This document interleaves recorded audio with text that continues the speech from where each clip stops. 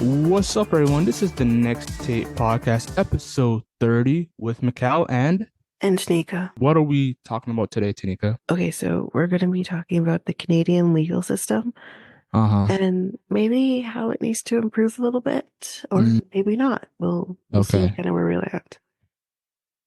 All right. Okay. All right. Are you ready for this, Tristan? Well, we haven't really introduced him yet. Oh, my bad. Sorry, I apologize. Go ahead. Okay, so again, we have Tristan. If you remember, we've had him in a couple of episodes previously. So he's back again, and this is going to be the final one, at least for this year. Maybe we can bring it back again next year, but this is the final one he's going to be on. But hi, Tristan. Hi there. Hey, Tristan. Hi, thanks for having me back. Okay, so let's just jump into it. So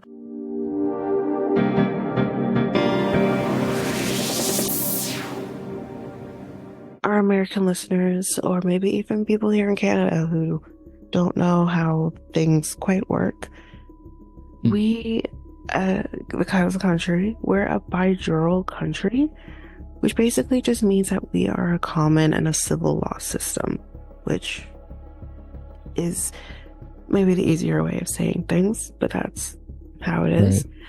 Right. Matters of private law in Quebec are governed by the civil law, while the common law applies in the other provinces. So that's basically how that means. So I have basically asked Google a question, and we can kind of figure out kind of where we land on it too, is whether or not the Canadian justice system is maybe too lenient, in particular when it comes to more of the violent crimes. So Google has to say, we'll see what everyone else thinks, in every single demographic in terms of that's been surveyed, a clear majority of respondents said that the Canadian justice system is too generous with bail and too lenient on violent criminals. So I haven't been watching the news in a while, so shoot. Well, even if you know the basic in terms of like, if a violent criminal is given life imprisonment does not necessarily mean life. It means you're eligible for parole in 25 years. Whether you get it is another story, but that's kind of one aspect you can think of in comparison to like the States. Life means life in the States. Yeah. There is no chance of parole. You're dying in there.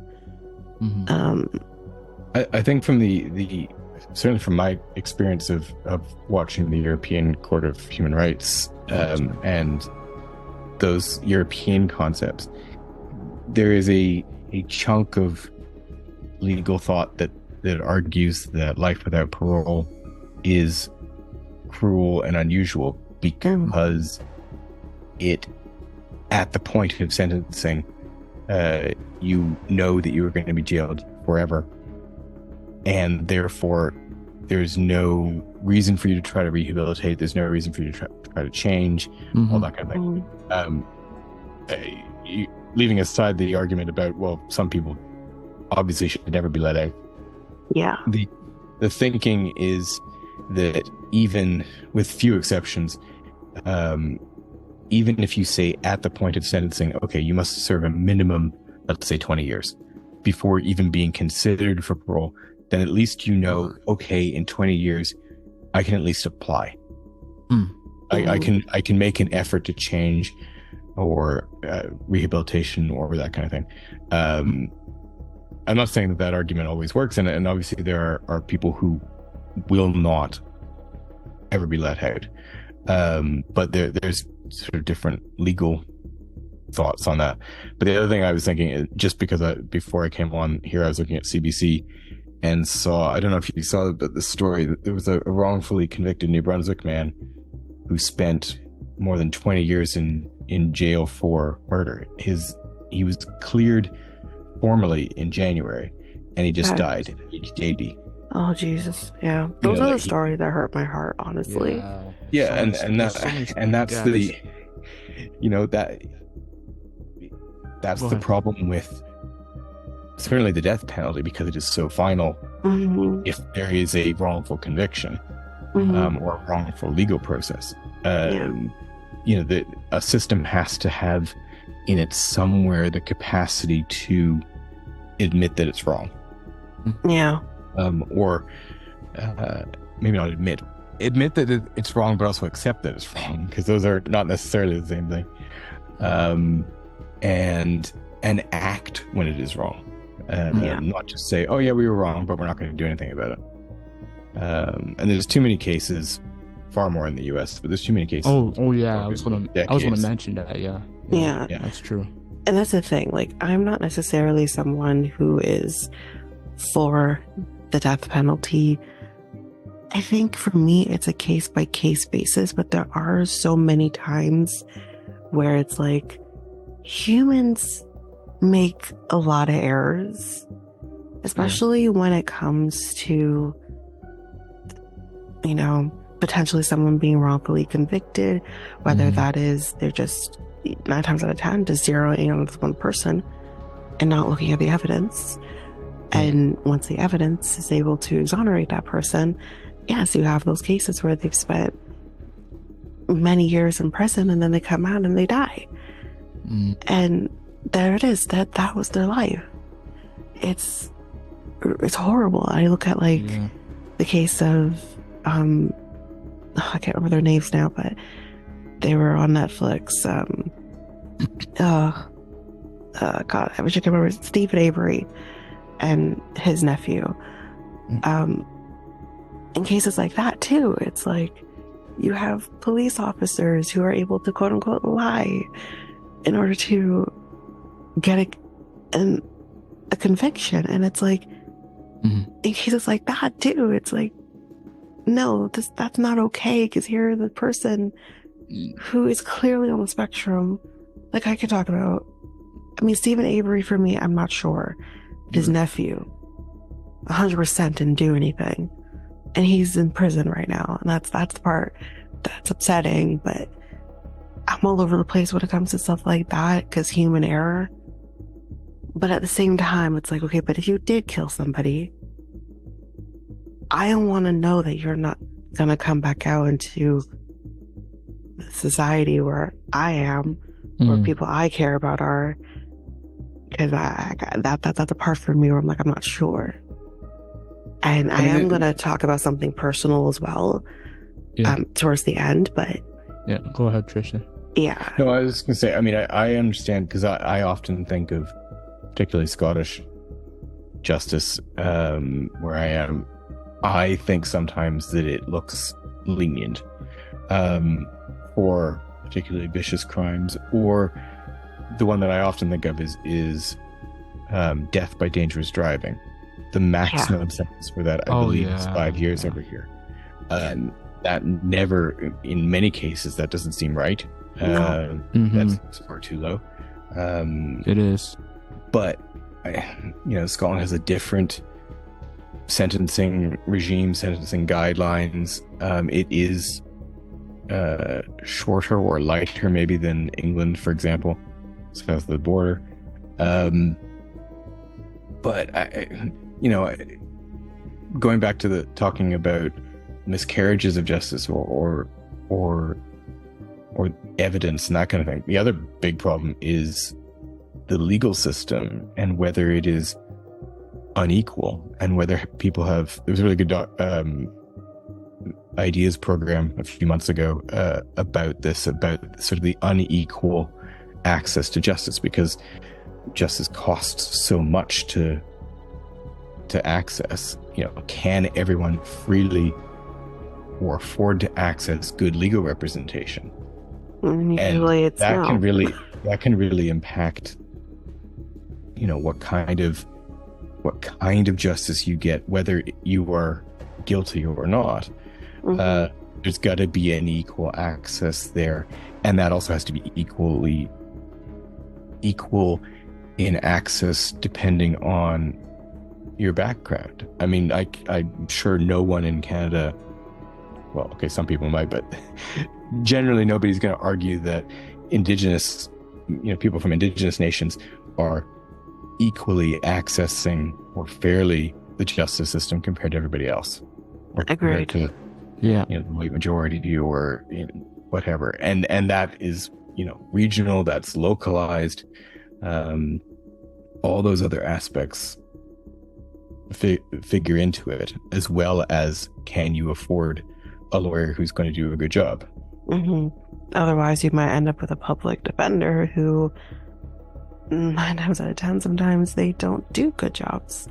They really don't. Whether here or in the States too. So, yeah. So, yeah, I have a question, since you guys are very smart in this area. The wrongfully, do they get compensated from the government? They would have to sue civilly. That's what would have to happen. And whether or not they're successful when they sue civilly is a totally different thing, because they're going after multiple parties. They could be going after the police. They could be going after their city or town. They could be going after many things. And there have been cases where they're successful. They're not going to get necessarily exactly the amount they're asking for. That's never the case in any case, whether it's something like this or something more what I do. But there are also times where they're not successful. Whether that's the biases of the police or being like, we didn't do anything wrong and blah, blah. And sometimes they just don't get exactly what is owed to them, especially when they've spent 20 plus years in prison, and they have to come out. And think of it this way, there could be people going to prison in the 90s coming out now. Look how much things have changed in 25, 30 years. They have to adapt, and that's huge. Yeah. But yeah, that's a separate aspect of rehabilitation for people who are not jailed forever. What services are there, or if any, when somebody is released, and not just services, but basic. Do you release them and then say, okay, go find a home? And if you've not done any work, that's why Scotland has moved away from short sentences. So the default for under 25s is that nobody should be jailed for under 12 months. Because there's no point in short sentences, because there's no time within that short period to do, say, work on addiction or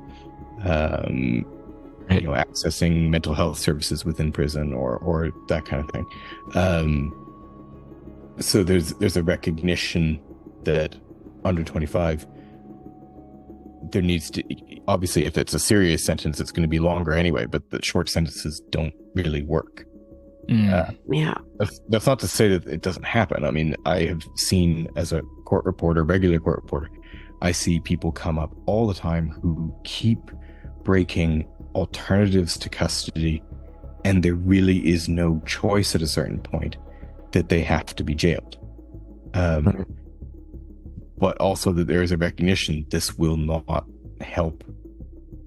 And ultimately, and quite frequently, the judge will put in measures so that as soon as they are, in theory, released, they will return to court, and a new package will be put in place where they are. The most common thing is a community payback order. So you are working with, say, social workers under the supervision of social workers for a year, 2 years, something like that. Right. So sometimes these things can marry up between coming out of jail and what comes after. But, that's not universal. There is a requirement in Scotland. If you are homeless, there is an obligation to be housed. That is a requirement of local authorities. So again, somebody would come out of prison, but there would be an obligation to put them somewhere. So Interesting. Safety nets in theory to catch people when they come out, but that doesn't necessarily mean there won't be immediate, healthy, productive, legal members of society. But in theory, there are some bits that are in place, but there's also loads of things in any justice system that clearly don't work. Yeah, I agree. Yeah. Okay. Thank you for that. Go ahead. Okay, so the next thing, which is kind of interesting actually when I saw this, because I'm like, that kind of says something, is apparently what the city that has the highest murder rate is Regina, Saskatchewan, which is in Canada? interesting. In Canada. Oh, okay. Saskatchewan. Yeah, Saskatchewan. Yeah. That's what we're focusing on. Okay. Is Canada. So yeah, the Regina has the highest with 2.98 victims per 100,000 population. So that was in 2022. So that is pretty nuts. So what is their government doing? It doesn't matter what their government is doing. If you have the government means nothing. Yeah. The government is no different than the government here in Ontario. We all have the same federal laws. And yes, it's going to be different provincial, but slightly, right? It's not going to be that crazy different than the rest of the country. Right. It has nothing to do with that, though. It has to do with the fact that there are some crazy people in Saskatchewan who think it's okay to hurt people. That's all this comes down to. What does need to be addressed, though, is what changes. What needs to be done so that's not the case anymore. That's the thing that I think needs to be kind of figured out. What that is, I don't know. I don't live in Saskatchewan, never been to Saskatchewan, so I don't know. But it's I just found that very interesting. I actually was not expecting it to be in Saskatchewan the highest, but that's the case. So I'm like, okay. So I think the problem with those statistics is it's easy to. I mean, there would be more murders, obviously, or violent crime in Vancouver or Toronto.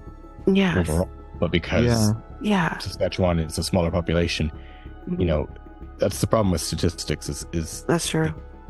The rate per 100,000 or whatever, however it's calculated, can look worse than it actually is.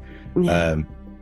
That's not to downplay any of the individual ones, but it's also not having done for my podcast a particular murder in Florida. That was one of 80 something that year in the city of Jacksonville. So obviously a high number for one city. But each one would be different and individual, and the causes of it would be different, and the circumstances. So sometimes it's really difficult to come up with a reason why they are happening or a solution to limit it. And that's there's a particular problem in London and in England with knife crime. That is an extremely high problem amongst young people.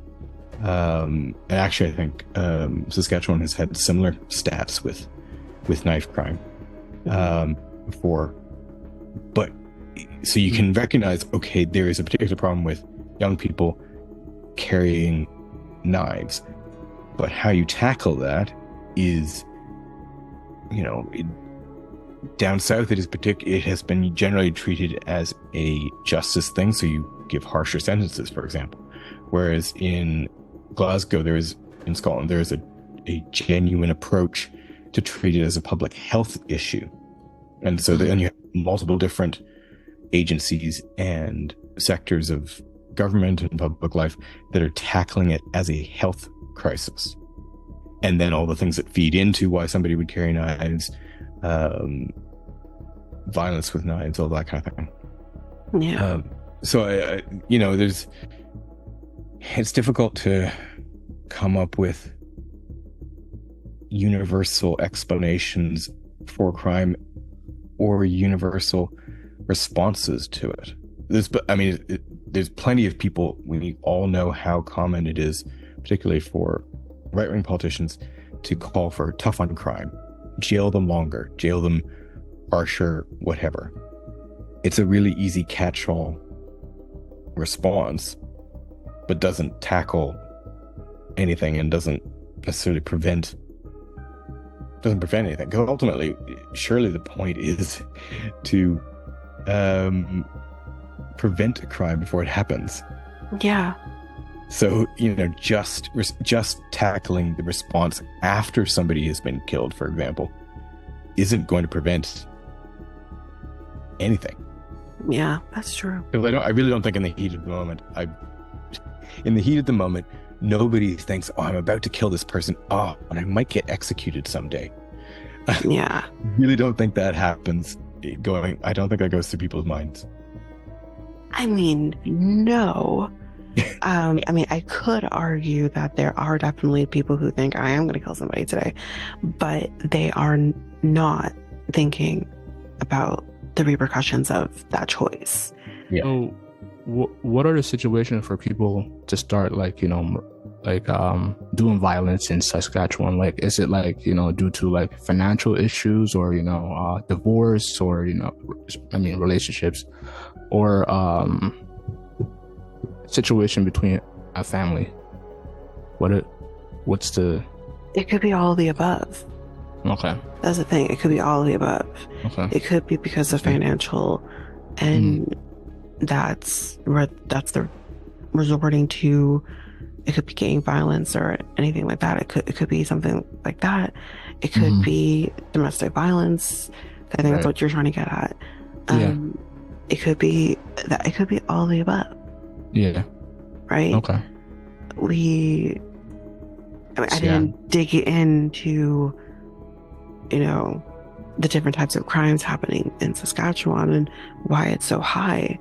But I would say that no different than any other province or any other country really is that we could be dealing with the same types of crimes that in Saskatchewan, no different than anywhere else. It's just, it's at a higher rate. That's maybe the only difference, but I don't know, because I didn't dig into the statistics research as to why that is. Yeah. Okay. All right. It's all good. I just wanted to know because that could be the root of the issue. And again, though. Yeah. Once again, there's even types. If you figure out what those things are, you can put all the changes in that you can, sure, but it also has to come from the changes have to come from the people who are committing said crimes, and people tend to not want to change or have trouble with change or whatever. Because again, if you're dealing with someone who, for example, if it is more of a domestic violence type situation, someone trying to leave and get out, and that's the most dangerous part for any person who's dealing with domestic violence. Right. That partner who is committing the violence has most likely done this before, but may have not necessarily killed someone before, but has done this to an intimate partner in the past. It's not just a one-time thing. So it's really, I'm just at the part of, it's really hard to change humans. I am one. I don't like change either. So it's like we're very stuck in our ways. It's really hard to change that. The other part of that, though, is that a lot of people, I'm not saying they can't change, but it's not as easy as, if somebody has if somebody commits a crime while drunk, for example, it's not as I hear defense lawyers say, it's not an excuse, but it's an explanation. So it's obviously a context for when they committed crime, but if they're an alcoholic, that's not something that you can just immediately switch off. And then there's people who have very complex multi-generational trauma that feeds into something that, yes, there's individual choice and individual actions, but the context they're living in, whether that's poverty, whether that's addiction, whether that is observing, say, family violence, growing up, or that kind of thing. There's multiple different things that can have impacts.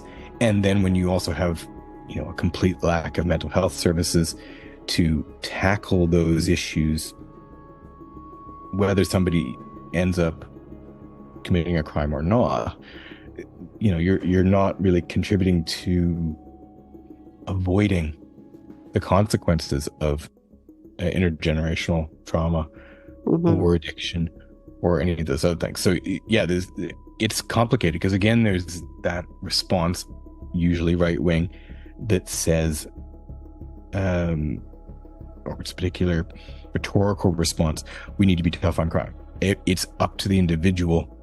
It's their choice, blah, blah, blah, because that avoids having to tackle any of the more complex things that lead into crime, addiction, trauma, that kind of thing, or mental health services. Nobody is going to invest in mental health services to the extent that is needed in any country, clearly.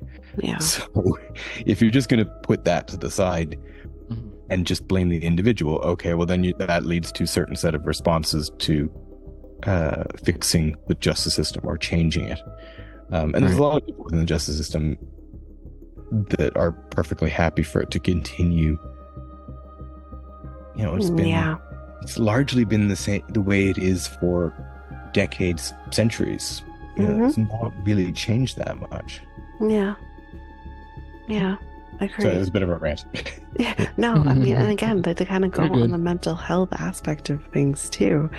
I mean, again, me and my mom are kind of slowly going through the Fear Thy Neighbor episodes, and we actually just finished watching one yesterday, and it scarred me because we watched it like right up before we went to bed. I'm like, okay, great, let's go to bed now, yay.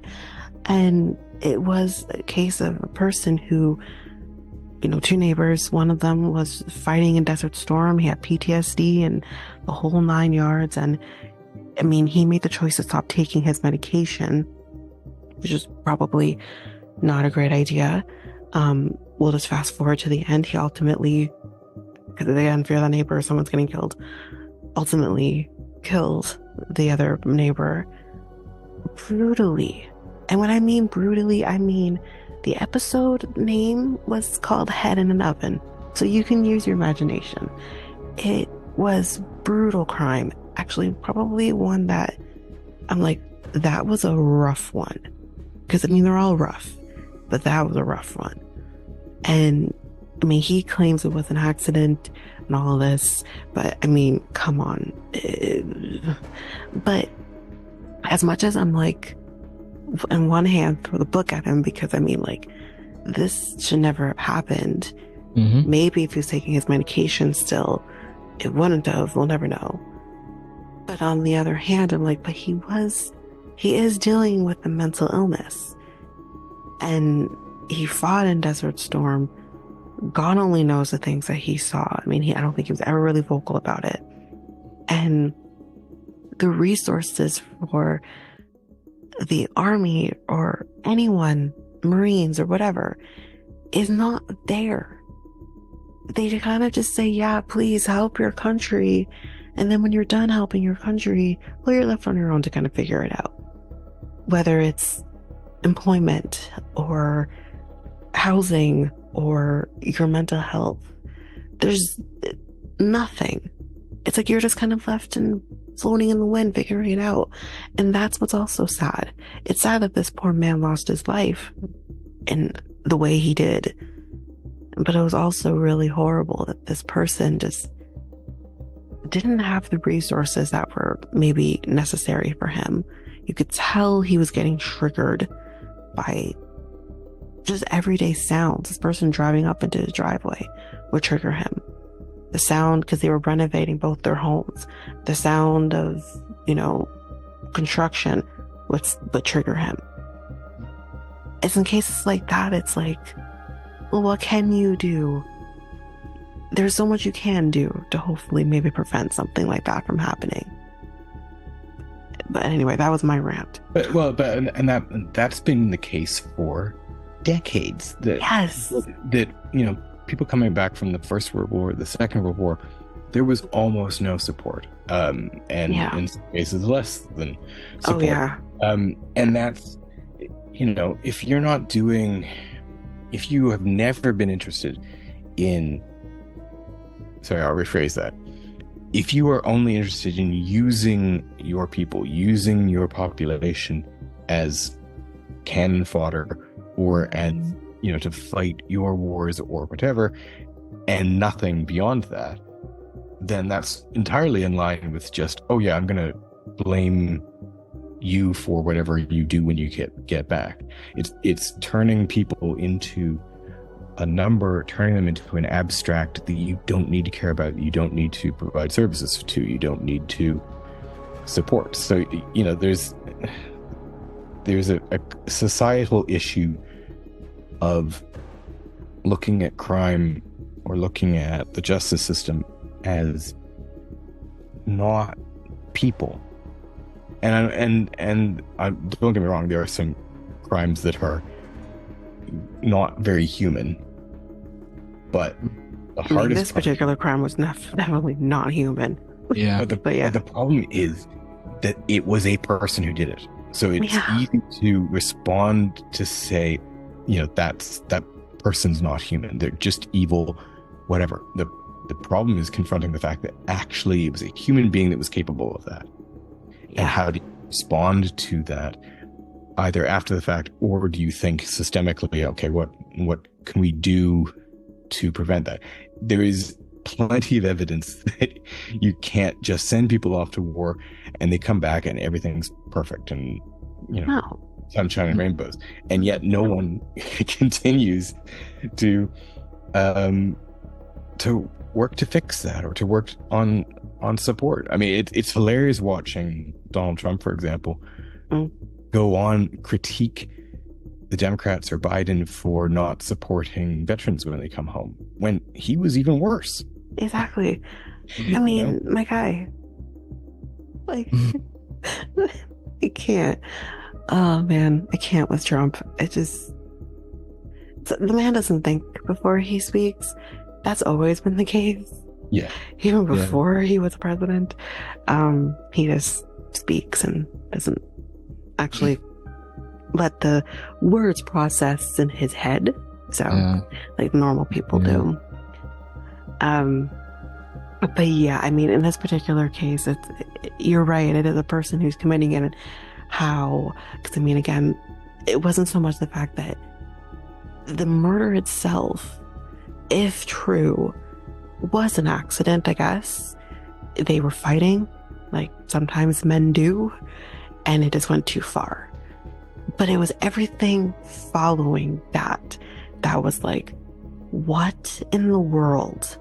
And he said it's like a switch just went off, and he was able to do, like, you're not thinking clearly if you're thinking, let me do XYZ to try and stop this body from being identified, when it's the person's home and he's missing and here's this body in the home. Like, he wasn't really thinking ahead by his decisions, because it is, to me, I'm like, are you kidding me? Of course they're going to identify him. It's his home and the homeowner is missing.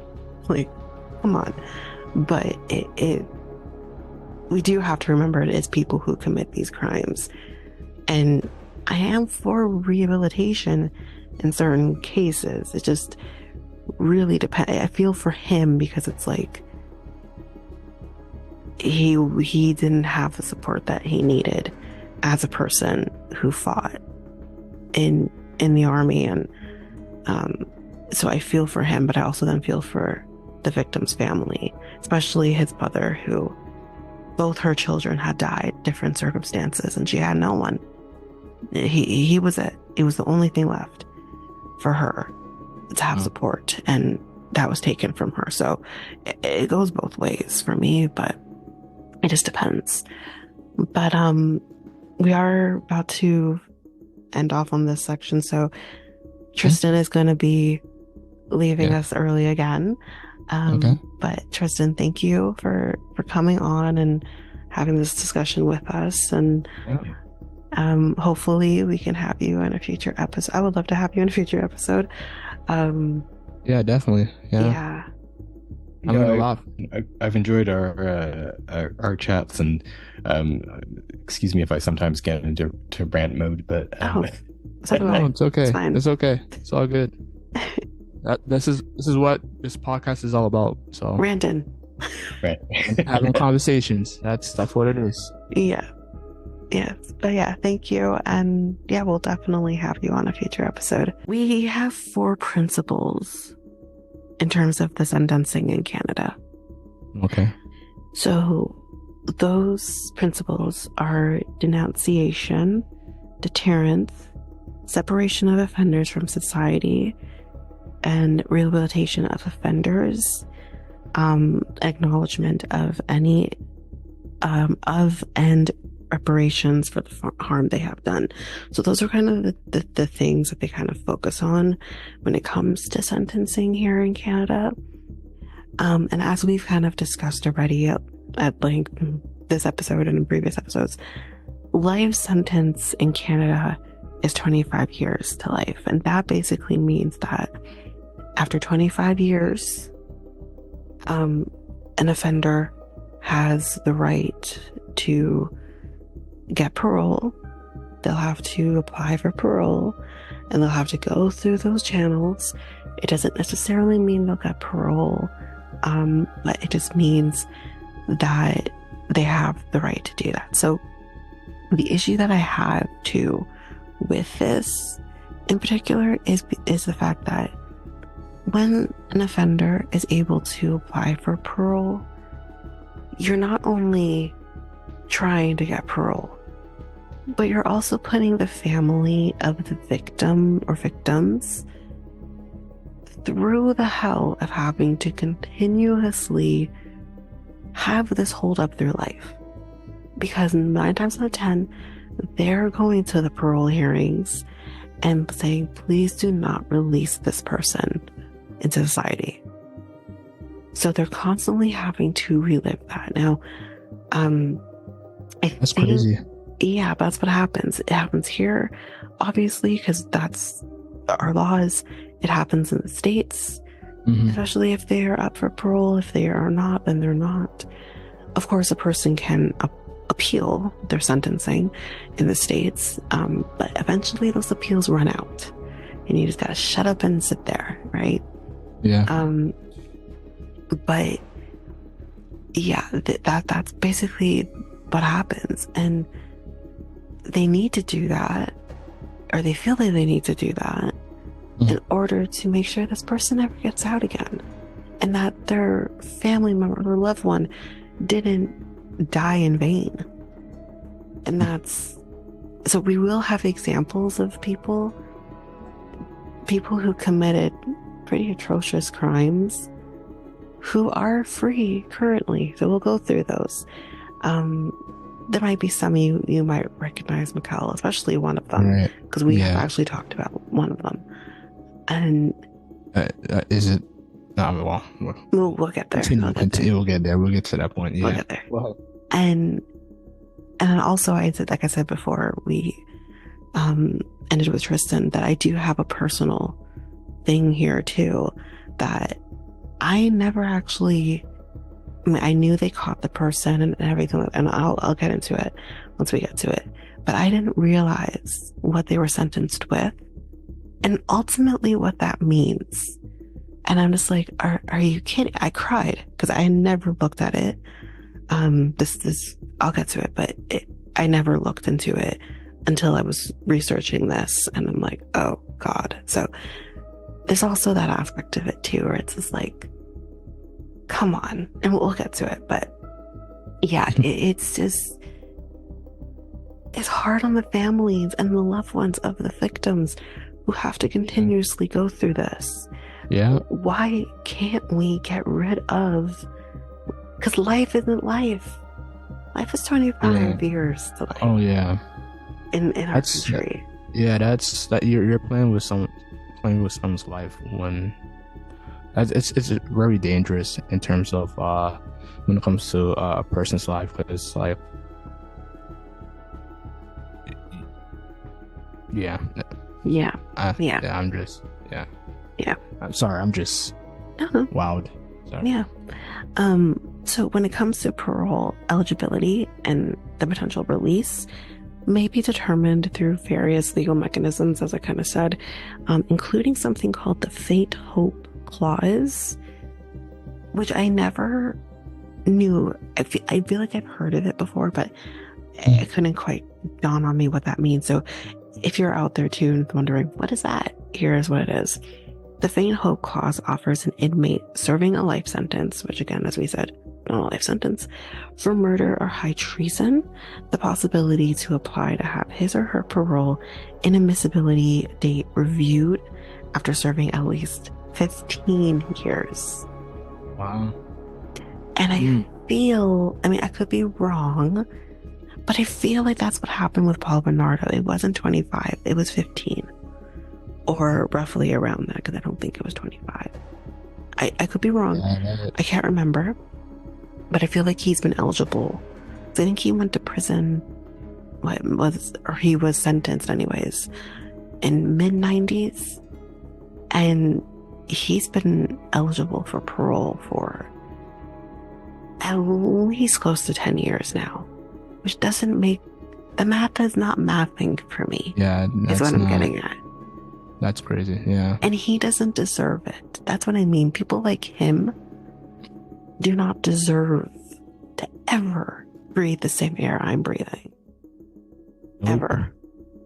So. What do you think of the people that believe that he deserves to be out? You need to look inward. That's what I think. You need to look inward, because there's something not clicking. Because this is a person who, let's not forget, we talked about him. His atrocities don't start with murder. It starts with rape. He was raping women for a very long time, from what I think it was 88 till about, or maybe before, I think about 88 till about 90, 91. That is a very long time for women to be in fear around I think it was Scarborough U of T campus. There's a lot of people to be fearful of the unknown, this ghost in the night, and be raped potentially by him, and it's not just that, beaten, okay? And then he went to murder. And it started with his fiance, soon to be wife's sister. And I guarantee you it was then that it got triggered for him of, I can get away with this. Now, eventually, obviously, he got caught, but that meant 3 women lost their lives. 3 young women lost their lives. That man never deserves to come out. Ever. I do agree with 100%. Someone like that doesn't not. They don't change. Yeah, they don't change at all. They don't change. People out there thinking that that he deserves a second chance. People change within 15, 20, 25 years, etc. People like that, I don't think deserves to be out. I feel like once a murderer, always a murderer. Yeah. Not only of that, yes, he's a murderer, but he's a murderer of underage girls. Yeah. I'm sorry, put him under the fucking jail and leave him there. He should never come out. I mean, I'm sorry, this is cases like Paul Bernardo where I'm like, yeah, let's put him not only let's bring back the death penalty for someone like Paul Bernardo. And you know what? Maybe even the electric chair. Let's bring that back because I don't give a shit about people who hurt kids. I don't care. When was the last time Canada ever did the electric chair? Because I don't remember how many of them happened in Canada. Mostly in the United States, though. We did have the death penalty here, though. We did. Yeah, I know. It was. Oh God, I can't remember the exact year because I actually went to in school. I actually went to it's now a hotel, but it was the Carleton County Jail in Ottawa, and they had like you could actually see the gallows because it's haunted. But you could actually see the gallows where we didn't actually go to it, but you could see it from inside, and we had it. But I think the last one would have been in like the 1800s. But I just don't know exactly if it was like early 1800s or late 1800s. Like I'm not sure. But we actually didn't kill a lot of people at that particular prison anyways. Late. There was a lot of death in that particular prison, but it wasn't just because of people actually carrying out the death penalty. It was just also just the conditions of that prison. So I did some research on Google. Okay. It said how many people have died from the death penalty in Canada. So 710 people. That's not crazy, actually. Yeah. That's basically, think of it like, how many provinces do we have? That's not bad. My math is not my math, but that's not bad in comparison. Because, like, again, you have the states and certain states that still have it and are not afraid to use it. So, especially Texas, they're not afraid to use the death penalty. And yeah, I mean, they're like California. I'm not sure if they actually got rid of the death penalty in general now. Even people who were on death row, like they have been on death row for many. Like, I don't think California is quick to necessarily carry out someone's death sentence. But I feel like they got rid of it because I know a few different inmates had their sentences commuted down to life. But I can't remember. In 2022, 18 death row inmates were executed in the United States. Wow. 18, yeah. That's it. Wow. Yeah. Okay. That's crazy. Yeah. We won't get into the death penalty situation here because I'm telling you, I'm not necessarily a person for, or even necessarily a person against. Like I definitely used to be against, but I've definitely changed my views, but very slightly. It just depends on the person. Yeah, that's what I was going to ask you. What type of person would it take to get that? Get that. It depends on the crime. Yeah, that's what I was trying to say. Yeah. Honestly, there is, for me, when it comes to the death penalty, there's no rhyme or reason as to what constitutes a death penalty case, because there are cases where I'm like, okay, yeah, that makes sense that would be considered a death penalty, but then there's other cases where I'm like, really? Why? So think of it in the sense of it is just, usually it's those crimes that are just really horrific, and 9 times out of 10 are the ones that are considered first degree murders too. Because second degree murder case is most likely not going to get death, but it's just like it's over and beyond. But there are some cases where it's like, that case is worse and it's not on death penalty. It's not a death penalty case. Yeah, this one is not that bad, but it's a death penalty case. So it's, I can't tell you, because I just kind of observe cases of like, I don't get it. Why? So I think it just depends. Okay. Yeah. Okay. Do you feel like some death penalties were racially like motivated, like in the past? 100%. 100%. Yeah, we did talk about one. No, it wasn't Rodney. What was his name? I can't remember his name right now, but it was a case of a guy. It's a Texas case, and he was accused of killing his girlfriend, who he was a black man, she was a white woman, and she was engaged to another man who was a cop, a white man as well, and he was a cop. And they said that he killed her, he raped her, and he killed her because they found his semen in her when they did the autopsy. But it was like, but they had sex 3 days before. He 100% was honest about that and said, we had sex like 3 days ago. So chances are, if you're not using protection, it's still in there. And because, you know, semen lives for 3 to 5 days, and it's like, it was still in there. We had sex. That's all that happened, though. And they still charged him for murder and capital at that. So he was on death row. But it's like, are we doing this based on the crime? Right. Or are we doing this because based on the color of his skin? And chances are, he did not kill her. I am a proponent of he did not kill her. He didn't do it. It was the fiance who did it, because he has had run-ins with, he's no longer a cop. He's had issues with keeping his hands to himself, and he's in many cases, not just even intimate partner violence, but in general, he's a hothead. But we think the guy who seems like a gentle giant, because to me, I think he's like a gentle giant, is the one who killed the girlfriend. Okay. All right.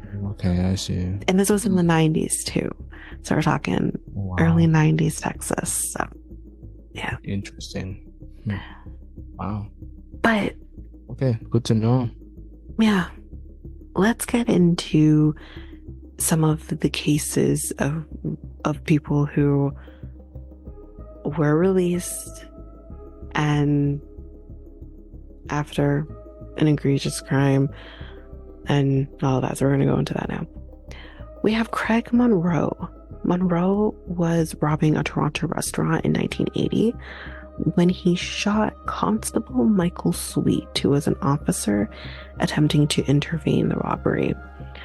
Over a 90-minute standoff happened, and while this was happening, Monroe held off any attempt to secure medical care for the seriously wounded officer. So he was still alive. And he was like, nope, ain't no one coming and rescuing this person.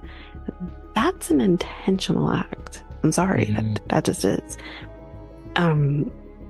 So the officer, Michael Sweet, bled to death and was pleading for his life. And while he was doing that, Monroe was mocking him, saying that he would never see his 3 daughters again. That's fucking disgusting. Wow. So the episode would cause another officer at the scene, Sergeant Eddie Adamson, to take his own life in 2005. So 25 years later, he ends up killing himself after all of this happened, witnessing. So this happened in 1980. In 2005, another officer who clearly witnessed all of this committed suicide or unalived himself. Yeah. Wow.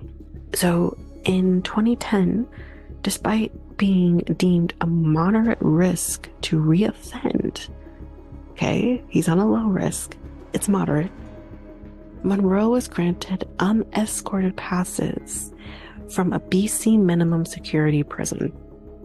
Those were revoked, though, in 2012 when he tested positive for cocaine and was found to be consorting with prostitutes, although he is able to reapply for parole every 2 years. Like, come on. Are you kidding me? Why was he ever given unescorted passes initially to begin with? He did kill somebody, even though his intent in that moment was not to kill anybody. He did ultimately kill somebody. And he's just allowed to go roaming and get cocaine and have sex. So, sorry, sir. The minute you decide to kill somebody, you no longer get the right to have sex ever. Okay? Sex is a privilege. Yeah. And you've lost it. Like, Yeah. it's just, I don't understand. Don't understand. I'm a loss of words. I don't know what to say about that because, like, I don't know. Continue. Next person, Patrick Kelly. So, a former RCMP drug squad officer, Patrick Kelly, murdered his wife. Okay, an RCMP officer, y'all, killed his wife. Her name was Jeanette in 1984. Trigger, by throwing her off the balcony of their 17th floor apartment. And this was in Toronto. Wow. Yep. Kelly has never admitted to this murder. Basically, I guess he's trying to say, oh, she jumped. They can literally test whether or not a person jumps or is pushed. Yeah, okay. But tell yourself that. But again, this was in 1984. Things have obviously evolved. Yeah, so he never admitted to the murder, claiming that his wife simply tripped and fell out the window. That sounds about right. Nevertheless, he has repeatedly been granted day and full parole since 2004. Every time, he has quickly violated parole terms by pursuing multiple romantic relationships with women who are completely unaware of his criminal past. Again, I'm going to say back to what I said before. You murder somebody, you're not allowed to have sex anymore. I'm sorry. Can we get it cut off? Can we just do that? So he's never been like sentenced to a certain how many years? He was sentenced. He was okay. I don't think it actually says because we're kind of more talking about the issue here, right? Yeah. But he would have been sentenced, absolutely. Okay. Because he was ended up being given day parole at some point. So he was sentenced, but because of our system, our justice system, he was able to get parole after potentially either 15 years or 25 years, depending. I'm going to say based on the timing of all of this, I'm going to say 15 years. He was able to start getting parole. And he just kept violating it. So that's the thing. When is enough enough? If they're continuously going to keep violating the parole terms, when is enough enough when you just say, I'm done with you? You know what I mean? That's the part for me that I'm just like, even the states, right? If you violate your parole terms, eventually enough's enough. So what is that for us in Canada? When is enough enough?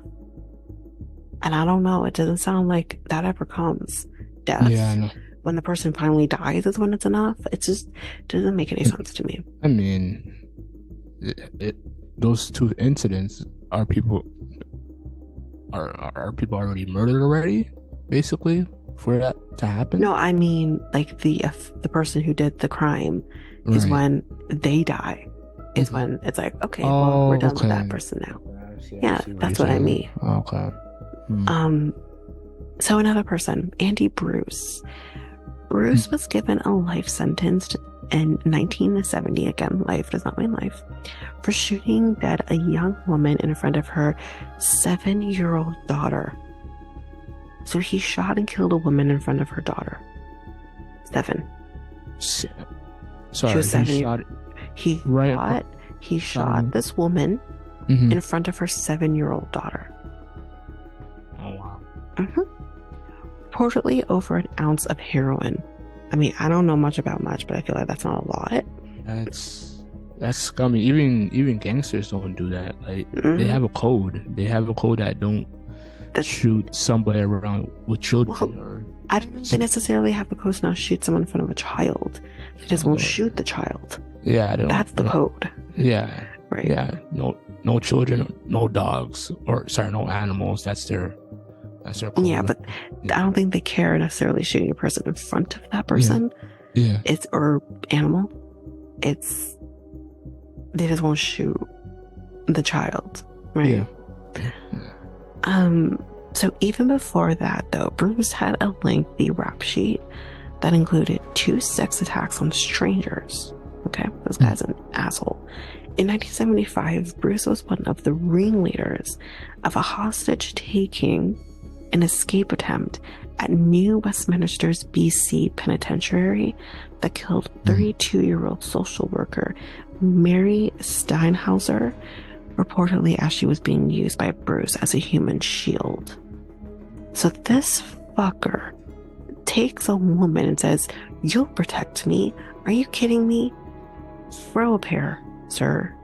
Actually, don't, because you two are never allowed to have sex again.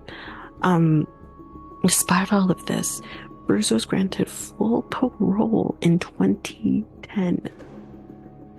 He was arrested again in 2016 after he was found masturbating at a bus stop and threatening passerbys with a can of pepper spray. What? So you have... What's wrong with this man? You probably have your micro penis out in the world, masturbating in front of people, and because, I don't know, they're... I'd be sick, because I don't need to see your micro penis, or whatever, I don't know, and you're just have it out there, and then you're gonna start, like, telling people you're going to attack them with a can of pepper spray? He's clearly mentally ill, okay? Because, I mean, I feel like... Yeah, he needs to check into a hospital or health for this. I mean, maybe not. There are some men out there who really love their dicks and think, you know what, the whole world has to see it. So let's just decently expose myself to the whole freaking world, you know what I mean? So maybe he's perfectly sane in the head. I don't know. If you want to do that, become a porn star, you know? That's you know, yeah, exactly. Like, in certain cases, you know, do that or whatever. But again, I don't want to see your dick ever in normal society, okay? I just don't. I feel like the people that, like, I hope anyways, that the people that, like, I've had sex with will never just, like, throw it out there for the whole world to see. You know, black people don't do that as much. I'm kidding. Yeah. I'm kidding. I'm sure they do. But yeah, it's just, are you kidding? Yeah. Sick. Anyways. Yeah. Gross. Let's move on to the next person, Dennis Lorty. So long before there was the 2014 Parliament Hill attacks, if I remember those, remember that particular attack, there was then, I can't believe that was in 2014 though. It's a long time ago. There was Dennis Lorty. So using weapons stolen from a Canadian Armed Forces base, Lorty charged shooting into the Quebec National Assembly in 1984, wounding 13 and killing 3 government employees. And their names are George Bayer, Camille Lepage, and Roger Lafrancais. The death toll could have easily been much higher, though, if the attack had started while the assembly was actually in session. Lorty pleaded guilty to 3 counts of second-degree murder in 1987, but got day parole, check this shit, in 1995. So not even 15 years. And full parole in 96, which was only 12 years after the murders. I don't even know, man. Oh. Once again, this is Canada, right? All of these are Canada. Yeah. No. Yeah. So Canada's youngest mass murderer, and we don't have a name for her, but if you are a true crime person, hopefully you recognize this particular crime. Maybe Mikel, you might have, I don't know, but this is one of the more, I hate to say famous, but more well-known cases here, especially in Canada, as well as a lot of people in the States know this particular case. So She's only known by her initials in court documents because she was underage, which is JR. She was 12 years old when she had her 23-year-old boyfriend, Jeremy Steinke, break into her Medicine Hat home to murder her parents. I'm not done. Her 8-year-old brother was also killed to prevent him from becoming a witness. Okay? JR was completely freed after 8.5 years in prison, with one judge saying that her murdered parents, quote, would be rather proud of her rehabilitation. Now, 8.5, hold on, 8.5 years. Now, here's the thing. Because she was underage, the things are very different with people who are underage. 9 times out of 10, they are going to get out when they are legal age, which 18, 19, whatever. Yeah. They are going to get out. That's the case here. That's the case in the States as well.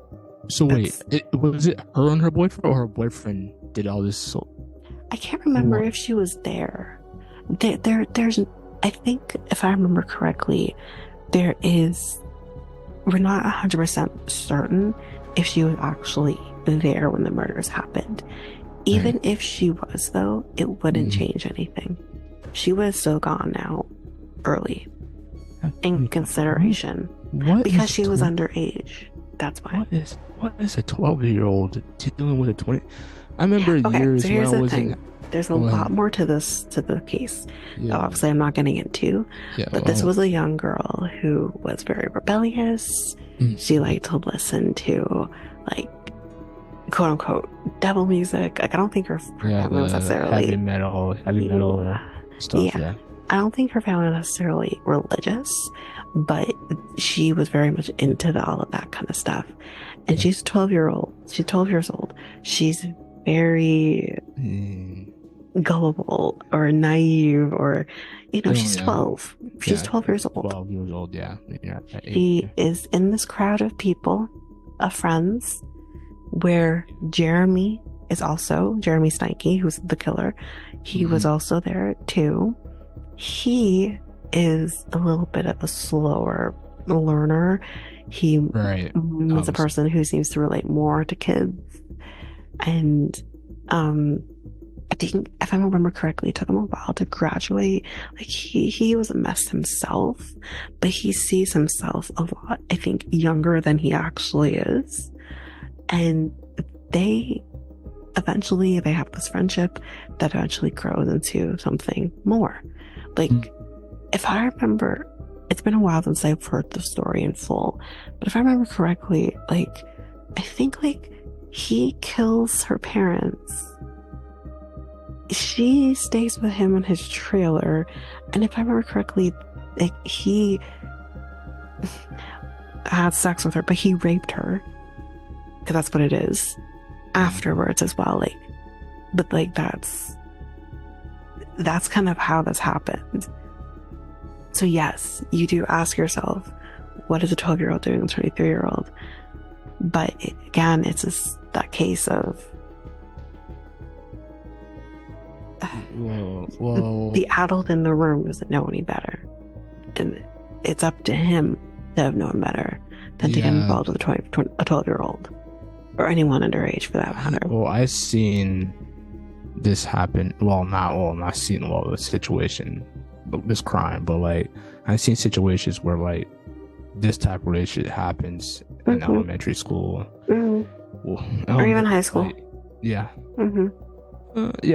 high school, like, elementary, high school, I would say. So that, like, a 12-year-old's into, like, older guys that are in, like, 20s, and I'm like, I don't understand that.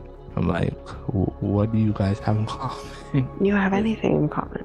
Yeah. You don't have anything in common. Like, I mean, perhaps a nice car, like, you're thinking in ways that it could be, but it's most likely not because of that. Yeah, but, like, it has nothing to do with that. As a woman who prefers to be with older men or whatever, and again, older men still, like, within my age range, like, it's just, Yeah, it's about the card, and it's sometimes for some people, but it's not always about that. I mean, you're 12 years old though. Like, what are you're not thinking about being with like a old. They're more mature. They're more older. Blah blah blah. But that's exactly why. That's exactly why. You think a 12-year-old thinks like that? Mm-hmm. Oh wow. Okay. Yeah. Yes. Oh, interesting. Like, yes. Like again, you have to think about the fact of women mature a lot faster than boys do. Really? Okay. Right? That's facts. We just do. And also on top of that, like you have to also remember, I mean, boys are going through puberty too, but women are going through puberty in a way that is drastically a difference. Not just about getting the boobs and all that. We're also getting periods. Like it's just it's completely different.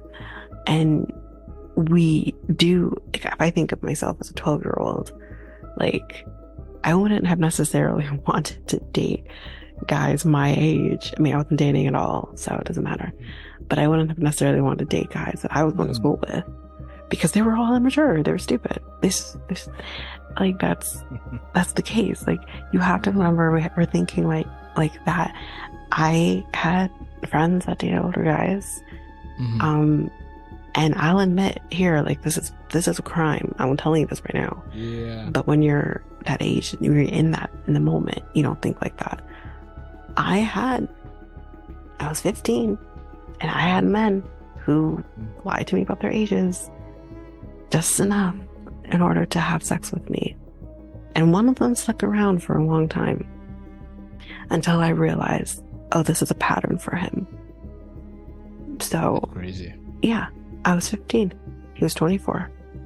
And I didn't know. He told me he was 19. And then eventually, after we had sex the first time, is when he told me, but I lost my virginity to him. That's why he stuck around. So this happens all the time. Yeah, I know it happens. I can now be 32 and look at it from the outside looking in now and be like, he was a predator and I was his prey. And yeah, because again, I had another instance around the same time of a different guy when I was 15 telling me he was 18, but he was actually 25. And when I found out that truth from that, I lost my fucking mind. I actually lost my mind at him. And I'm like, are you kidding me? But the reason why he felt comfortable to tell me his age is because of the guy I left my virginity to was a year younger than him. And I'm like, yeah, but the difference is I slept with him and I lost virginity to him. Right. But again, I was still too young to realize both y'all are fucked up. You know what I mean? But that's the thing, though. At that age, even though when I knew the truth, you're still like, oh, this older guy, like he's like, why would he ever want to be into me? But then, like, I think things started to shift for me when I was about, I think 16, 17. And he's still very much a part of my life at that point. And he was like, oh, I see myself marrying you one day. And I'm like, what? And it was at that point that I'm like, that's never going to happen. For many reasons, that's never going to happen. And one of them being, you're 9 years older than me. Like, I started to clue in at that point. And yeah, it did eventually end. Like, once I was in college, and I think like kind of in college I think it was in college, we weren't seeing much of each other, but we would still talk from time to time. By the time I was like fully employed somewhere, I'm like, that's the last time I talked to him. And I was about 21 years old. I haven't talked to him since. So I'm like, you preyed on me. And I see you're doing the same thing now to people who are at my school, who are currently at my high school. You're a predator. He was in his 30s at that point. So he was walking around looking for R. Kelly. Yeah. And it makes me sick even knowing like I was a prey. Yeah. Anyway, well, I know we went off topic there. we did a little bit, but yeah, a little bit. a little bit. Yeah. Yeah. I just wanted to know why a 12-year-old is into. I think you're asking the wrong I'm- question. Yeah. Why is a 23-year-old interested in anyone who's underage? You're asking the wrong question because it's not 23, asking in that way makes it feel like you're victim blaming when really it's why is 20, this adult interested in well, why are you interested? I just don't know, like, I don't know. You just told me, so there you go. Yeah. Okay, so next person. Yeah. Mikel Hierma, I think is how you say his name. On the night of Boxing Day in 1988, Hierma, who was 22, was among a group of men who pulled 21-year-old Terry Spindler out of a Kingston bar, bundled him off to a house, and proceeded to beat and torture him to death, ending the night by urinating on his body. Lovely. The men believed that Spindler had been the perpetrator of a violent robbery against the local drug dealer's mother. In fact, the robbery had been committed by Spindler's twin brother. So the victim's twin brother, not him. Convicted of first-degree murder, Hierma was out of prison before his 40th birthday. So let's do the math here. That is 18 years. With the parole board saying he had shown remarkable change in his personality. The parents of Spindler did not attend Hierma's parole board hearings, telling local media through a friend that they didn't wish to participate in a process that they saw as being slanted against the victim. So that's what they did. Vince Lee. Now, you may not recognize the name necessarily, but you are going to recognize the case. Although he now calls himself Will Baker, Lee was in the depths of untreated schizophrenia in 2008 when on a Greyhound bus in Manitoba, he stabbed suitmate Tim McLean to death and began mutilating and eating the corpse. Remember the story? Okay. Yeah, I heard about this story, Yeah, this is one that I learned about in college during my psychology course.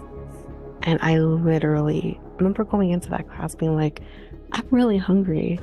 I'm ready for lunch. And after this case was being discussed, I'm like, I'm sick. Because we go really in depth in that class in terms of this case. I think I heard about that in history class. I remember a certain teacher. You couldn't have been, because this had only happened in 2012. You were out of high school at that point. High school? Really? Yeah. This happened when I learned about it. I heard a different incident. There could have been a different incident, but this particular case was after you were in high school. One of the first RCMP officers on the scene could actually later take his own life. I didn't know this. In part because of the trauma. Because here's the thing. He was left alone in this bus for hours with the corpse. And what he did to this man's body, his family couldn't even identify him because there was nothing left to identify. Let's put that in layman's terms. It was horrific what this man did to him.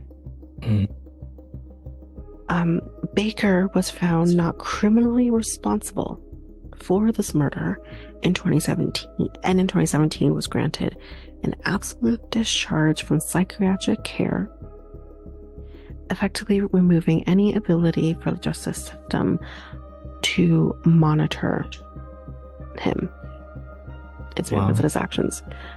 Karen DeVelli, who was McLean's mother, the victim's mother, vigorously opposed the release. I remember she was just trying to do everything she could to change this verdict, saying there was no way to ensure that Baker wouldn't forsake his medication and kill again. She said, quote, "I don't believe for 1 second that Will Baker poses no threat, and I agree." Mhm. I 100% agree. I was terrified that this man would actually be released again, and he was. Now, I'm not trying to take away from the fact that he was mentally ill, Yeah. but if he had medication and chose to not take his medication, that's a choice. And the same goes for the woman who stabbed the other woman in Shoppers Drug Mart in Toronto. Oh yeah, I remember that one. That is another case of someone who's mentally ill and chose to not take her medication and walked into a Shoppers Drug Mart and killed this woman. And the thing is, it's like, she's out, by the way. She's free. And they had a episode of Crime Beat about this after she was released. And when you hear the things that she did, and you see, as a person who works in Toronto, and you see where she is, she's in the Starbucks across the way from the Shoppers. She goes into the Shoppers, and she didn't have a job. That's the scarier part of it, is that she wasn't actually working. She was just going to the Starbucks, that, by the way, is steps away from where I currently work, and just sitting there, and walks into the Shoppers that I have frequented many times, especially in the last 7 years. And there's not a time that because again, where I enter 9 times out of 10 to go into the Shoppers Drug Mart, again, if you are a person who works in Toronto, who knows the TD Tower quite well, you know, like, I'm entering through the cosmetic section, and there is not a time that I don't enter into the cosmetic section and have to go into the exact aisle that this poor woman was murdered, and potentially even in the same spot. Like, I think she was a little further back from the opening, but she literally, I'm in the same spot that poor woman was murdered. And there's not a time that goes by that I don't think about her. And the fact this woman is out free boggles my mind, because it's like, okay, I understand you're mentally ill, but I also understand you chose to stop taking your medication. And that's the part that I have an issue with, because you could do that all over again. So, yeah. Anyway, let's move on to the next person. Stephen Comerfield. So in 1995, the 20-year-old Comerfield and a friend got extremely drunk, cruised the streets of Regina looking for a prostitute, and then took her to a remote area where they decided to beat her to death. According to a later autopsy, Pamela Jean George, she was 28 years old and a mother of 2. It was still clinging to life when they left her face down in a field near the Regina airport. I'm not sure who this is saying. It's like, it's him. They said, we drove around, got drunk, and killed this chick. And this is what Comerfield said. And he apparently was a university basketball star and the grandson of the Saskatchewan cabinet minister. And that's what he ended up telling a friend, was that he drove around and killed a girl. He told this to a friend the next day, according to court testimony. So he was convicted of manslaughter. Are you kidding? Wow. I don't understand that. But he was convicted of manslaughter. Comerfield was granted full parole only 5 years after the crime. 5. Wow, 5 years. A parole board decision wrote that Cumberfield showed little remorse for his crime. Okay, Remorse. let me say this again. They wrote that he showed little remorse for his crime. Little remorse? Little, like none. I thought Basically. they said remorse. No, I'm no, like, no. okay, I None. seen. None. Wow. And that's And the then they thing, gave is him- like, and they gave him parole. Because that's the thing. You're supposed to show remorse and admit to, yeah, I did this. That's not the requirements of parole. Mm. And yet this fucker doesn't and is granted parole. What the hell is happening? His lawyer must have been really good. I want to know his lawyer. His lawyer was probably really good, but because he was a grandson of a cabinet minister, that helped Okay, in I his see. favor. Yeah. Well, hmm all right, they had a little money exchange from behind the Yeah. scenes, and just like, Yes, most likely. So yeah, they said because he may have not showed any remorse, but Lies. regardless of that, he wasn't quote an undue risk on full parole. That's crazy. Anyway, next, and again, I don't know if you'll know the story, but I Right. do recognize the story as well. I've seen quite a bit of on this. Mm-hmm. Calgary girl named Kimberly Thompson, cutest little thing, Mm-hmm. was snatched off of the street by someone by the name of Smeltzer. This is his last name.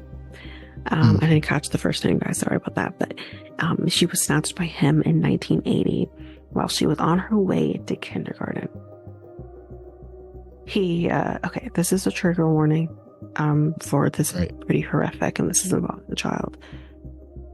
Okay, he drowned her in a bathtub and stuffed her body in a garbage can. Only 5 years old at the time, Kimberly would now be 44, had she lived. In addition to the murder, Smeltzer also admitted to 40 other sexual assaults against children. This guy is a pedophile. Mm. The Parole Board of Canada began granting this disgusting fuck unescorted passes in 2008. So you think that this man is capable of not reoffending? At the very least, not try and sexually assault children? Like I said, put him under the fucking jail and let him rot. Yeah. It just doesn't make any sense to me, but Yeah, I just have no answers for that, because anybody that assaults children, I don't care what happens to you. I could care less. I think you deserve life in prison. I think you death deserve the death penalty, penalty, honestly. everything that's coming to you. hmm So We're not done yet, because despite numerous parole violations, such as, buckle up, guys, such as possessing pornography or admitting to being attracted to young girls while on day parole, and this is also in Regina. wow. Those things, the leaves, the day parole has continued. Quote, "It makes me sick, actually. Sick to my stomach, because I'm so afraid that it's going to happen again to somebody else, and nobody should have to go through what our family has gone through." And this was said by Kim's mother, Evelyn Thompson, back in 2017. I don't even understand. I didn't know he was getting day parole. It's freaking ridiculous. And again, you can't cure someone who's a pedophile. I'm sorry, you can't. You can try to convince me, but you're not going to. Right. So, next person, John Martin Crawford. So just before Christmas 1981, a 19-year-old Crawford beat Mary Jane Sirloin to death in the streets of Lethbridge, Alberta. I'm like, where's that? Alberta. A subsequent autopsy found bite marks all over Stormwoman's body that were consistent with Crawford's dental profile. Now, I know dental stuff is considered junk science, but I'm sorry. If your teeth match, they match. Crawford was convicted of manslaughter and was out of prison within 10 years. Soon after his release, though, he began killing again. Okay? Wow. He began killing again. And in 1995, Crawford was charged in the murders of 3 missing Indigenous women. And their names are Shelley Napope, who was 16, Eva Tysup, who was 30, and Kalinda Waterhen, who was 22. The skeletons of all 3 were found in shallow graves at a Saskatoon area golf course.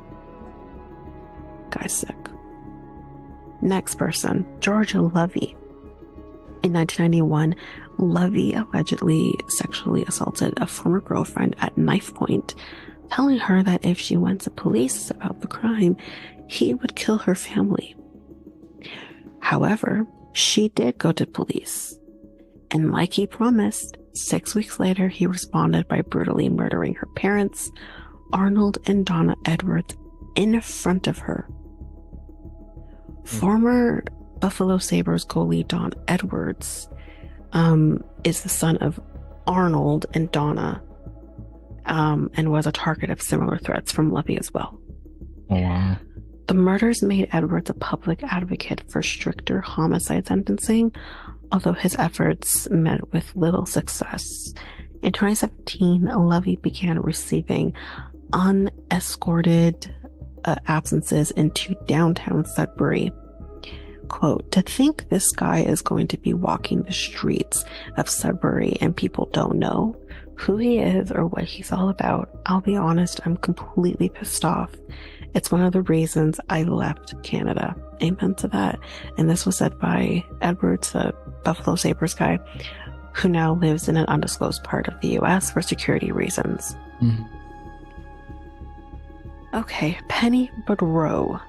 In 2008, Boudreau drove her 12-year-old daughter, Carissa, to an isolated area outside Bridgewater, Nova Scotia, ordered her to leave the car, and then strangled her to death with a piece of twine.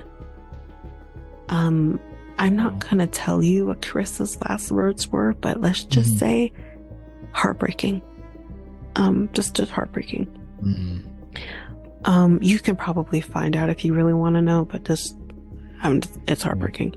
Boudreau then falsely claimed that Carissa had been abducted and put out a tearful public plea for her return.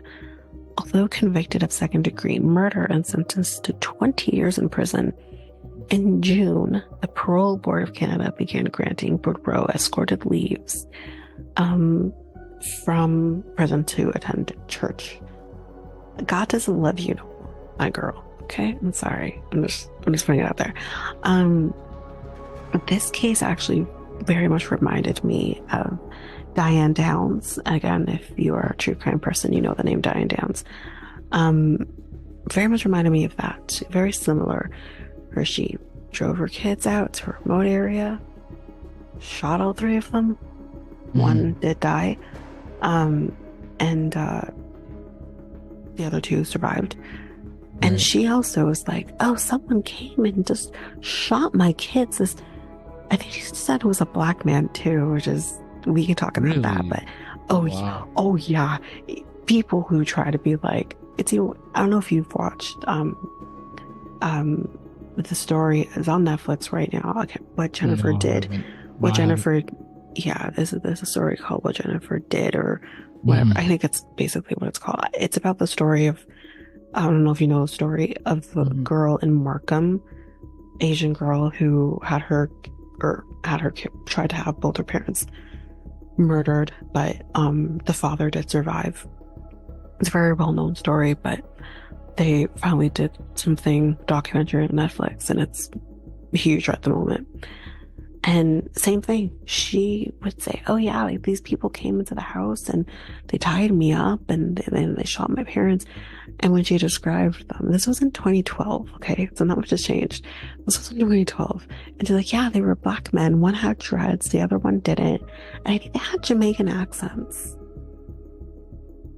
Are you kidding? We can talk about that too. Because I was like, are you kidding? Like, why are you targeting not only black people, but then you're, in this case, targeting Jamaican people? Fuck you, bitch. Like, I'm not going to get into the story. If you want to know, there's a documentary on Netflix if you want to watch it. Yeah. But it's just, it's one of those things, man. Anyway. Crazy. Yeah. So, we're done with those cases, but I did, as I mentioned, want to talk about a story that's more personal for me. And Mikel, you probably know once I get into what I'm talking about because you were around when this happened. So I had someone, a part of my family, who he was my cousin's boyfriend, and they had kids. She's also my godmom. And this happened in 2012, and he was at work minding his own business. He was a barber. This was in Melbourne. Again, I think as I started talking, some people might recognize the story too, if you live in this province. And he was shot and killed in front of people, in front of customers, in his barber shop that he was working in. I'm not gonna say his name, but again, if you know, you know. And I can say as a person who I'm not gonna cry. I'm gonna try not to cry. This was a person who his smile would literally light up a room. I know people say that all the time, but he would. And I knew him for the better part of my life. Like, he'd been a person that I've known since I was a child. And it was absolutely heartbreaking when this news came out. I remember I was in college, and I remember my mom coming home in tears, and when she said he died, and she used his name obviously, and the crazy thing is when she said his name is that we actually have more than one family member with his name. So I wasn't sure who she was talking about. She was talking about my uncle, or she was talking about my cousin who was actually this man's child, or him. I didn't know who she was talking about. But when she told me, I'm like, what? Like, what are you talking about? And I'm going to talk about kind of what happened and how and what the sentencing was eventually, but we'll get to it. And when I turned on the news and I saw what happened, it didn't hit me right away, because I've never experienced someone being murdered in my family before or since. And it didn't hit me until the next day when I was at school, in my psychology class actually. And literally, my friend knew. I had a friend, close friend in college, who didn't know what was going on. And I remember just being in class saying, I can't do this. And I literally had to leave. I think actually I left, and I either I went home or I went to see you. I can't remember. But I remember just being like, I can't do this. Yeah. And I understand. I was an absolute mess. And I think my friend did end up telling professors and everything, like, what was going on and why I wasn't there. Because I'm like, I just can't. I can't. This is the last thing I need to be hearing right now. It was absolutely devastating. Yeah. But what was even more devastating is kind of when you find out why, it's angering. Mm-hmm. And then when I found out what he was charged, what the people were charged with, or person, I'll get to it. I'm like, you can't be serious. So let's get to it. So, a 28-year-old man pleaded guilty to second-degree murder of the slaying of a popular, and when I mean popular, barber from Toronto's Melbourne neighborhood. second degree murder. Now, what is not in this article, but I'm gonna tell you, because when they had the funeral, you can cover things up as much as you can, but you can't cover up the gunshot wound that was in his head. They made him kneel. This person made him kneel like an animal and shot him in the head. It's not in the article, but that is what happened. And I just don't understand how this person was charged with second degree murder. I don't get it. I just don't. But again, I'm not using his name, but he was 35 years old. He had 2 kids. My cousins, he had 2 kids, and one of them was very young. I'm thinking 2012. She's the same age as my brother. So I'm going to say 9. Yeah, 9 years old when he died.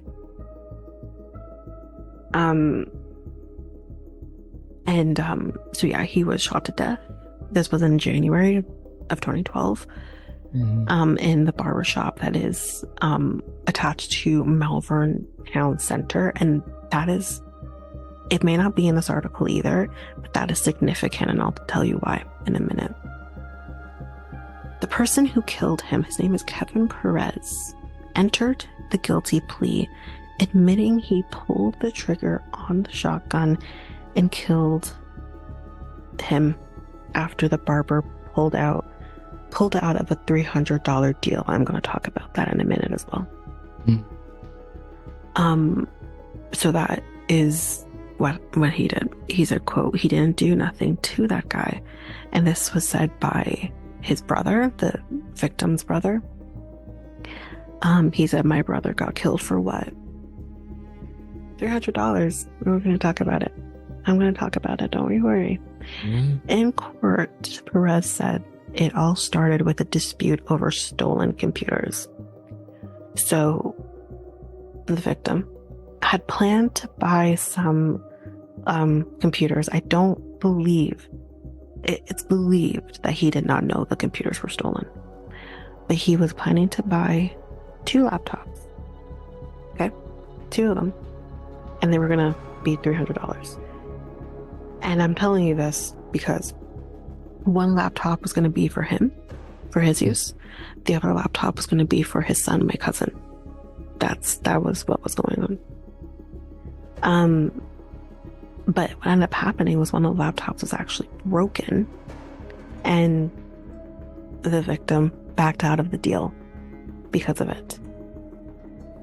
Okay. Perez showed up with a shotgun. This would have been, I think, like a week later. Okay, this was all very quick. Perez showed up with a shotgun, planning to intimidate the victim. He ended up shooting him, firing over and over as he tried to get away.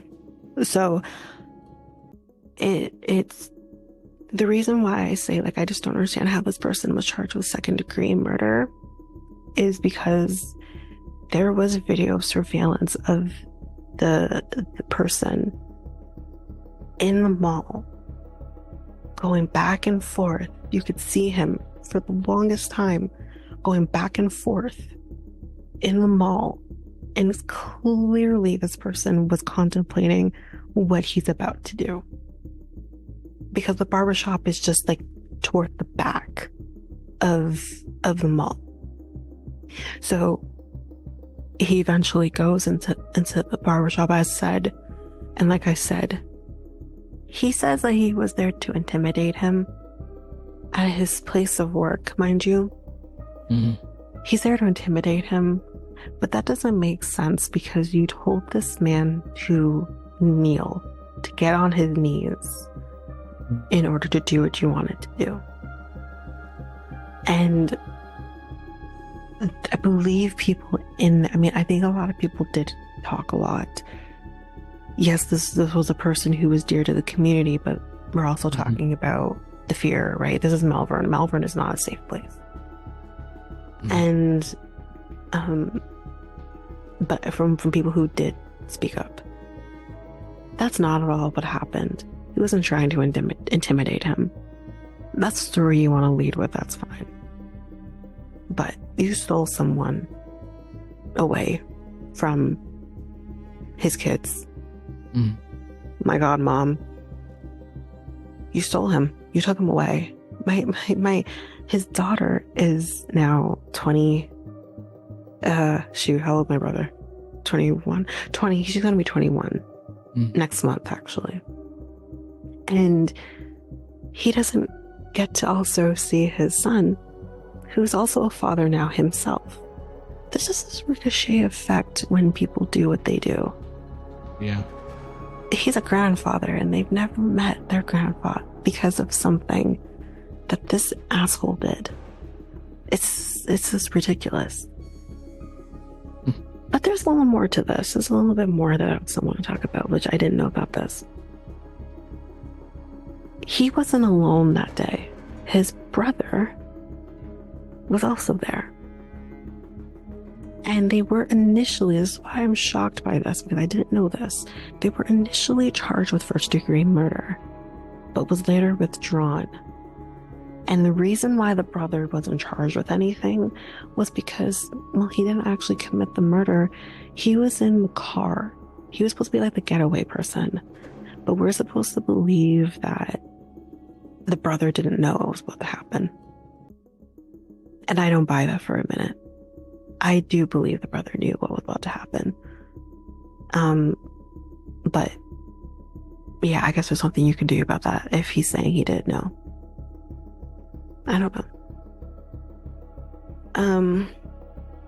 The police did say that the man going to prison is the only one responsible for the slaying.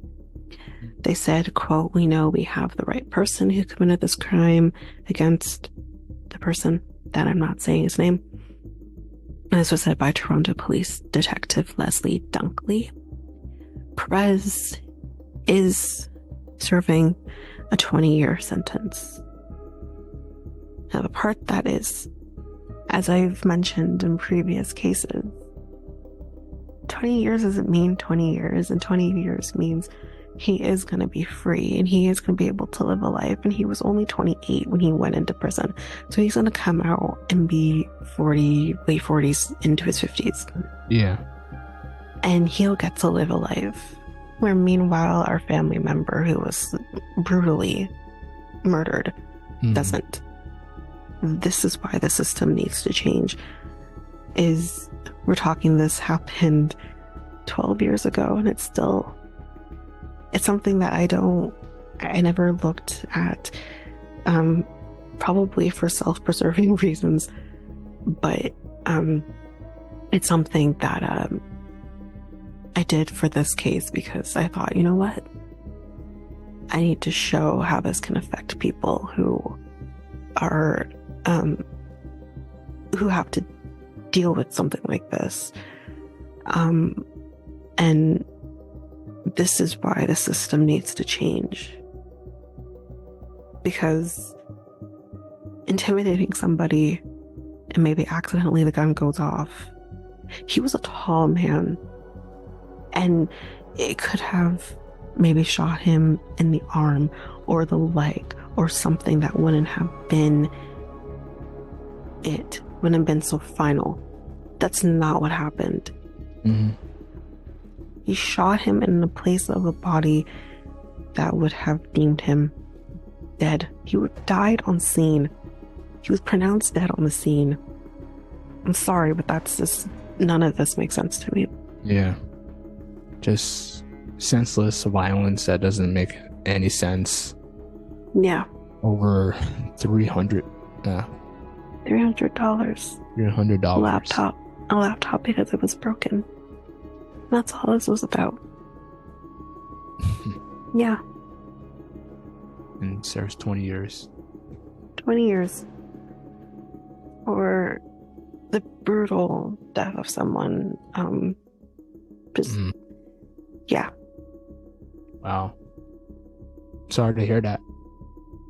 Yeah, it was a very trying time for my family at the time, for sure.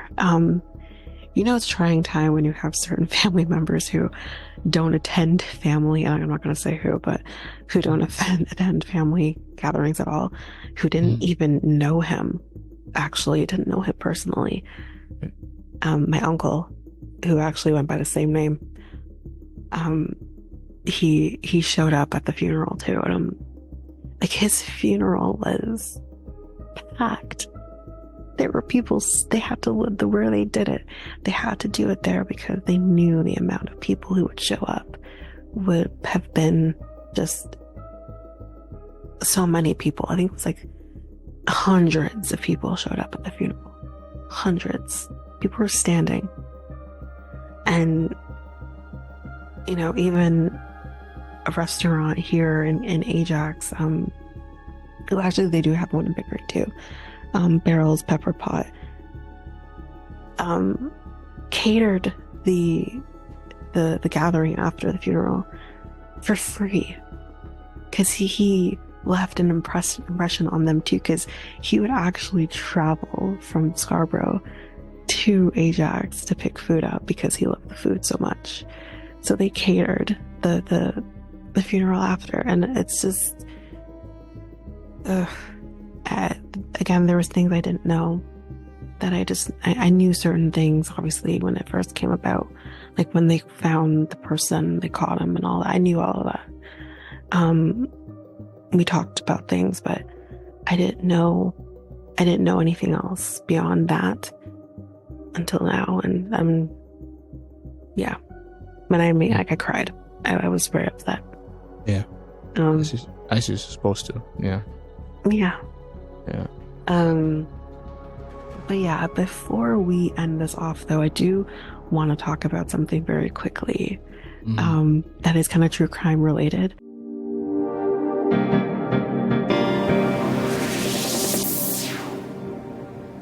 O.J. Simpson has finally had his comeuppance because he's now dead. Now, does that mean I might go to hell because I'm happy that this man is dead? Potentially. But you know what? That's a risk I'm willing to take. He's now dead. He died of prostate cancer. The perfect way for him to go. Torturous.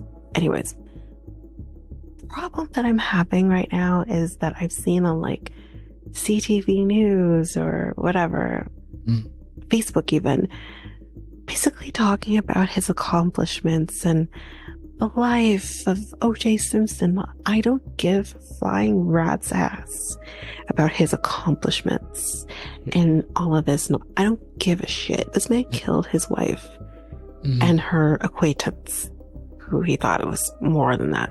See, I think what the news is trying to do is they do it for everybody who, like, you know, dies. They focus on the accomplishments, and I understand, like, I think a lot of news outlets do think that, as well as that what they hear from the verdict, that there was, like, you know, no proof of that he killed his wife. So focus on the positive. I understand that. Yeah. But when it's pretty clear, let's be real here, he killed her. And the friend, Ron Goldman, he killed them. I don't care. And I think that is the consensus with a lot of people. And when you come out with a quote-unquote hello book of, if I did it, then sorry, like, you did it. Yeah, if I did it, this is how I would do it. Exactly. Yes. Wow. He was quote-unquote acquitted of his crime. But he still did it. He did it. And that's the part that when I found out first of all, when I found out he died, I'm like, is that a joke? And yeah, that's the first thing I saw. But the first thing I saw, I'm like, this is a joke, right? Because the man just got out of prison. I'm like, this is a joke. And then when because usually in those cases, I won't just rely on Facebook. I'll do a Google search. So I did the Google search and I saw, yeah, he's dead. And I'm like, I was actually sitting on the couch. My mom's in the kitchen. And I started giggling. For real. And my mom's like, what's wrong with you? And I'm like, O.J. Simpson's dead. She's like, oh, come on. And I'm like, I'm going to hell. And that's okay. Because I'm laughing at the fact that this man's dead. I don't care. I feel nothing that this man is dead. And maybe, again, that makes me horrible. When I'm talking about O.J. Simpson, I don't care. I'll feel I'm a horrible person then. Well, there've been like reports like months ago that he was going to the hospital frequently. But he came out and denied it and said, I vaguely remember that. Yeah, and people were saying that he's a liar, all that stuff. Because he is a liar. And then he is a liar. Then connecting that to his cases too. So like saying that he's a liar, you lied about going to the hospital. You're also a liar of murdering somebody. Here's what I'll say. That's kind of mincing at the same time. Because yes, O.J. Simpson's a liar. Yeah. But he doesn't owe anybody anything to talk about his diagnosis if he doesn't want to. So, I mean, I hate to compare these two people, but I'm just in the case of the illness of the cancer. And that is it. Are we going to call Chadwick Boseman a liar because he didn't tell anybody he had cancer? No. So he has the right to keep it to himself if he so chooses. But eventually it's going to come out when you're dead. And dead.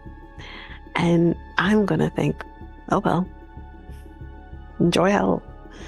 Because like, that's where you're headed. Oh, right.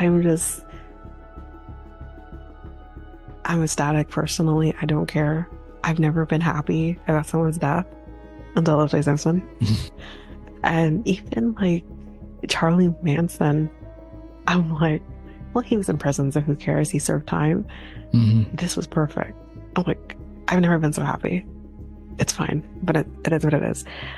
The other part to this that I want to quickly talk on is apparently his will, which was filed with Cassidy Law Offices. Yeah.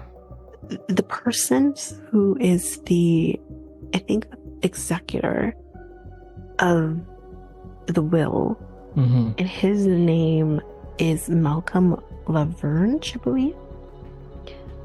Basically said that any money that is owing, which is most of it, to Ron Goldman's family isn't gonna get a dime. This is what he's saying. He says, quote, "It's my hope that the Goldmans gets zero. Nothing." That's what he said in the will? That's what he said to like reporters or something about the will. This is the executor. He said, only them. He's only targeting them for some reason.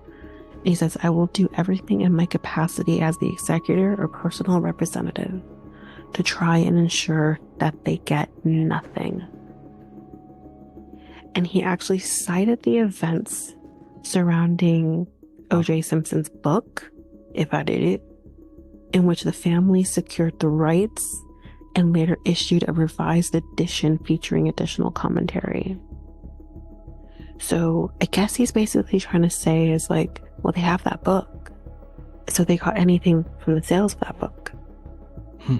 But that's nowhere near the amount of what is owed to them.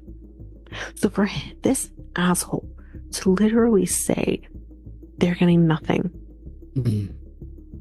First of all, you are the executor. It is your job to ensure that whatever needs to be done when it comes to his estate is done, including paying the people he murdered. Then you do it. And you shut the fuck up and you do what you're supposed to do as the executor. So you're on my hit list too, sir. I'm just saying. But yeah, I'm when I read this, I'm like, you can't be serious. Wow. Like, least O.J. Simpson's estate could do is pay the victims' families for what he did to them. It's the least he could do. Yeah. But anyways. Okay. That's it.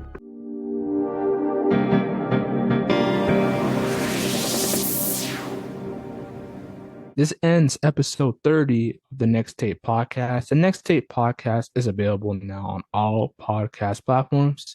We also have a website called solo.to/Next Tape Podcast. Where else are we at, Tanyka? Okay, I'm also rusty. Give me a minute. So we are on Facebook and Instagram at Next Take Podcast, and Twitter and TikTok at Next Take Pod. Oh, I did it. Okay, we also have a email. So contact us at MikelTanyka@gmail.com. So that's MikelTanyka@gmail.com. So we're both rusty. So we talked about a lot of things. We also had Tristan with us earlier onto this episode. And we talked about a lot of things that involves like crime. What else did we talk about? The main thing we talked about was the Canadian justice system, whether or not it potentially needs any improvements, which I think we landed on yes, it does. Yeah. Okay. Shout outs to Tristan. What's his podcast, Tanyka, once again, so the people can know? Right. So the murder, it's called A Murder Without End. So you can get it on any of your podcast platforms. And again, I've highly recommended it in the previous episodes, but I'm going to continue doing that. It's a very different podcast. Yes, it's focused on the crime, but it's also focuses on the legal side of things in this particular case. So it's really well done. It's a really good podcast and definitely recommend. Yeah, we'll check it out. It's available on Apple Podcasts, Spotify, and other streaming services. So that's about it. So anything else you want to tell the people before we go? That's it? No, I don't think so. All right. Oh, another thing is that we are at 4,000 downloads, by the way. 4,000 on this podcast. So thank you for listening to us. Thank you. We didn't expect that much to be listened in the last 7? We're on 7 months now? Or 7 or 8? Close to that. We started in September. Yeah. Pretty much 7, 8 months. But yeah. We appreciate you guys for listening to the podcast. Hopefully you guys continue to listen to this podcast because we got more conversations, more topics. More, we do. Definitely do. Come to this podcast. So thank you. All right. So I'm Mikel and I'm Tanyka. We are out until next week. Peace, everybody. Bye.